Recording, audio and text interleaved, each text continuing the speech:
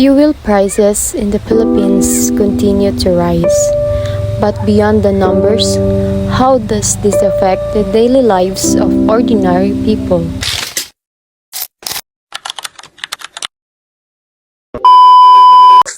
We are the students of Northern Bukidnon State College. In this documentary, we aim to explore how fuel prices affect our community. And why the Philippines remains vulnerable due to its dependence on imported oils. Behind every price increase are real struggles faced by ordinary Filipinos, from drivers trying to earn enough to families adjusting their daily expenses. Many are forced to make difficult choices just to get by. But what do people in our community really experience?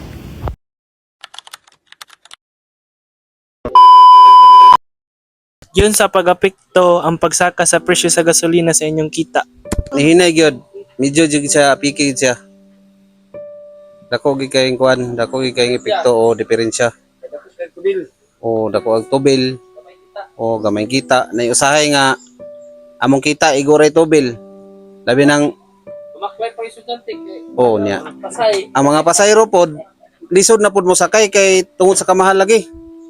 Nya, katong tagalayo imbis kay kwarta non tato namo magpatabo na gid sila. Tabo sila sa ilang kuan.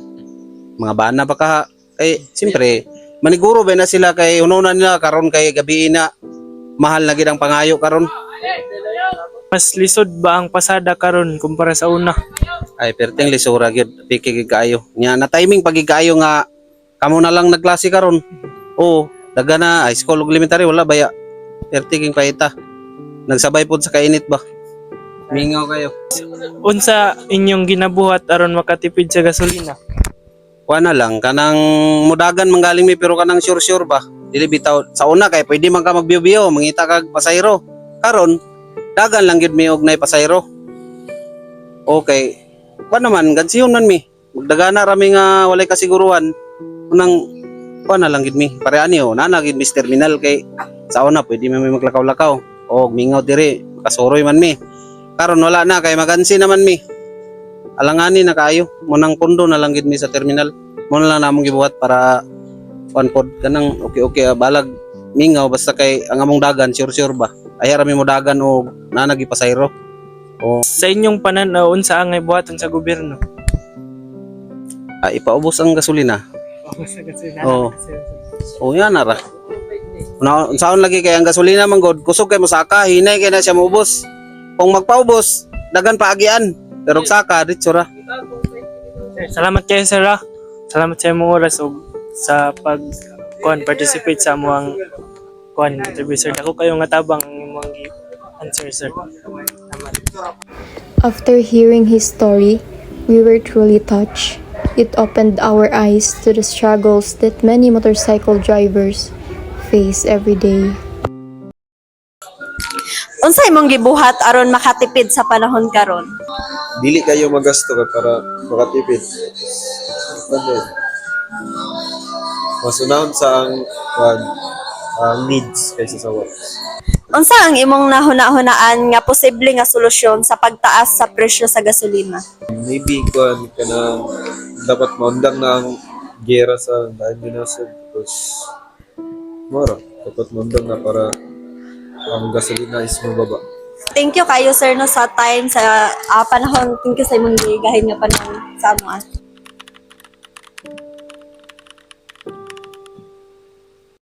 Yun sa pag-apekto ang gisinati nato nga karon nga problema sa inyong negosyo. Apektado kay taas nga gasolina so taas ang tanan pamaliton ning taas sad. Di dako kay siya gipiktos sa tong panginabuhi. Napugos ba mo nga magpataas sa presyo sa inyong baligya? Mapugos jud. Kay wala man tami kay taas man gasolina, taas po tong baligya. Unsa ang reaksyon sa inyong mga customers? Gareklamo sad sila. Kay nagataas ang pamaliton, ang sweldo wala gataas. So, muna yung last nga kumanta natin. Unsa nga solusyon ang inyong ma-share o mahatag sa amua bahin sa atong nagiyan nga problema karon? Na wa ginay solusyon kay wa tay mahimo kay ang presidente may gabuot. Unang di mo solusyonan kay kita naara man ta sa ubos so bisag mo reklamo ta na mo reklamo wala gid dili kita paminahon kay sila man ang nasa taas sila gid ang gabuot. Mosunod na lang gid ta. Salamat kay te sa imong pander. Oras te.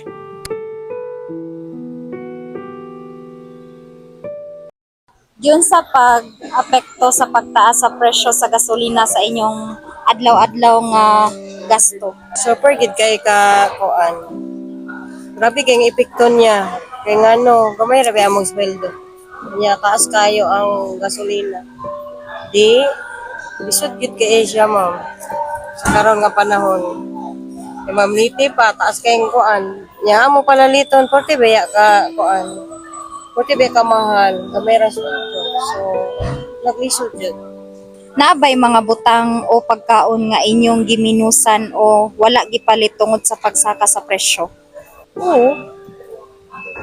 Oo. Naagyod. Sama sa unsa man natin. Sama karon sa atong bugas. Instead na hapsak imong paliton, 5 kilos na lang. O nga na siya ka kuan. Pati sa sudan pod, instead na 1 kilo imong paliton, 1/4 na lang. Wala. Pwede man kaya sa imong kuan budget. Kaya gamay rang sweldo niya, taas pa kayo ang kuan. Panaliton. Ana ra gyud. Sa ang imong nahunahunaan nga posible nga solusyon sa pagtaas sa presyo sa gasolina? Siguro maura man gid among kuan pag trabaho ra kay parang kuan Masustain niya. masustain oo ana ra gyud. Mag-work lang gyud bahala kuan. Laban lang kumbaga. Salamat eh.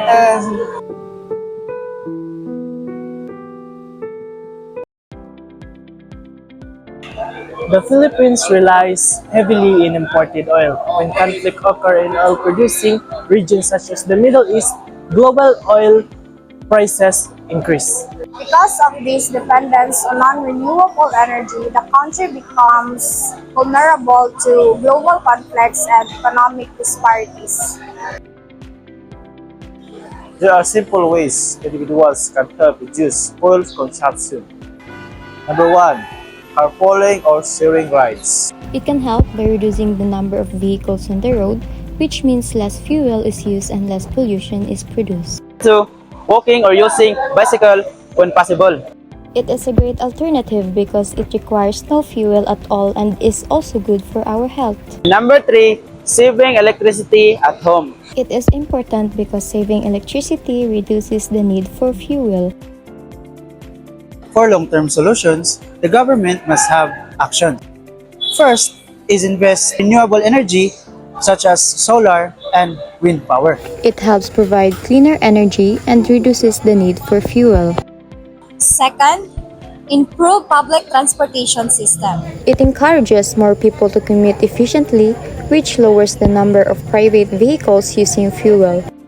And third, reduce dependence on imported oil through energy diversification. It means using different energy sources, making the country less affected by rising global fuel prices and shortages. Rising fuel prices are not just an economic issue. They reflect a deeper problem of energy dependence. It is time for us to act both as individuals and as a nation toward a more sustainable and resilient future.